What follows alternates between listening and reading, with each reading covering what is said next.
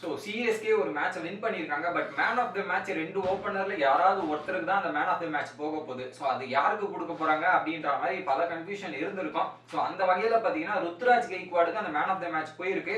போனதுக்கான ரீசனும் என்னன்னா, ஸோ அவர் பேட்டிங்ல பயங்கரமா விளையாடினாருன்றது ஒரு பக்கம். அதை தவிர்த்து பார்த்தீங்கன்னா ஃபீல்டிங்ல வந்து கேட்சஸ் இந்த மாதிரி நிறைய விஷயங்கள் பண்ணதால அவர் கொடுக்குறோம் அப்படின்றத சொன்னாரு.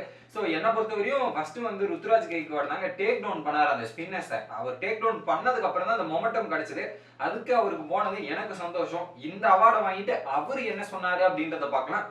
ஸோ என்ன நினைக்கிறீங்க? ஸோ இந்த மாதிரி ஒரு குரூஷியல் கேம்ல ஸோ இது வந்து இந்த கேமை பொறுத்தவரையும் எங்களுக்கு மஸ்ட் வின் கேம். அதுவும் வந்து இந்த சிஎஸ்கேக்காக நான் 50வது T20 மேட்ச் சிஎஸ்கே தரப்புல இருந்து விளையாடுறேன். ஸோ அந்த பிரான்சைஸுக்கு நான் நன்றி சொல்லிடுறேன். அதுவும் இந்த குரூஷியலான கேம்ல வந்து நான் கான்ட்ரிபியூஷன் பண்ணதுல நான் ரொம்ப சந்தோஷமா இருக்கேன். வேற லெவலா இருக்கு அப்படின்ற ஒரு ஃபீலிங்கை தெரிவிச்சிருந்தாரு. சரி, நீங்க என்ன அந்த ஸ்பின்னர்ஸை டேக் டவுன் பண்ணும்போது என்னதான் பிளான் பண்ணி இந்த கேமை விளையாடுனீங்க அப்படின்னும் போது, இல்லைங்க ஸோ நார்மலாக இந்த பிச்சு வந்து ஸோ கொஞ்சம் பால் நின்று வந்தது. ஸோ கொஞ்சம் டஃப்பாக தான் இருந்தது. இனிஷியலாக வந்து அந்த பவர் பிளே பேட் பண்ணிட்டு நாங்கள் என்ன பண்ணலாம் அப்படின்ற மாதிரி நிறைய கான்வர்சேஷன் எனக்கும் டெவன் கான்வேக்குள்ளேயும் நடக்கும். ஸோ அந்த வகையில் பார்த்தீங்கன்னா ஃபாஸ்ட் பவுலர் அடிக்கிறது கொஞ்சம் கஷ்டமாக இருந்தது. ஸோ ஸ்பின்னர்ஸை வந்து அட்டாக் பண்ணலாம், அது ஈஸியாக இருக்கும். அதுவும் ஷார்டஸ்ட் பவுண்டரியை பார்த்து அட்டாக் பண்ணால் இன்னும் ஈஸியாக இருக்கும்ன்றதால தான் ஸ்பின்னர்ஸை டார்கெட் பண்ணி நான் அடித்தேன். இதுதான் என்னுடைய முதல் திட்டமாக இருந்தது அப்படின்றது கிளியராக சொல்லியிருந்தாரு. ஸ்பின்னர்ஸ் அதுவும் அடிச்சாரா, மெயின் அக்ஷர் பட்டேலா இருக்கட்டும் இல்லை குல்தீப் யாதவ் வச்சு செஞ்சுட்டாரு. அதுல இருந்த அந்த ஸ்பின்னர்ஸுக்கு பவுலிங்கே கொடுக்கல, அந்த மாதிரி ஒரு அடி.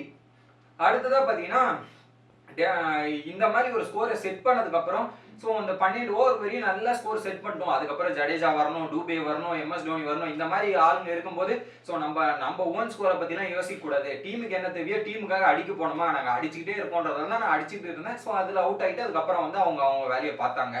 சரி, உங்க டெவன் கான்வே பத்தி சொல்லுங்க. உங்களுக்குள்ள எப்படி கான்வர்சேஷன்? நேர்லி ஒரு 1000 ரன்ஸ் அடிச்சிருக்கீங்க என்ன அப்படின்னும் போது, ஸோ எனக்கு அவர் கூட விளையாடுறதுக்கு ரொம்ப பிடிச்சிருக்கு. அவர் கூட காம்ப்ளிமெண்ட் ஈச் அதரா நிறைய பேசி விளையாடுவோம். ஸோ ஆஃப் த ஃபீல்டும் சரி, ஆன் த ஃபீல்டும் சரி, நிறைய பேசி கான்வர்சேஷன் டெவலப் பண்ணுவோம்.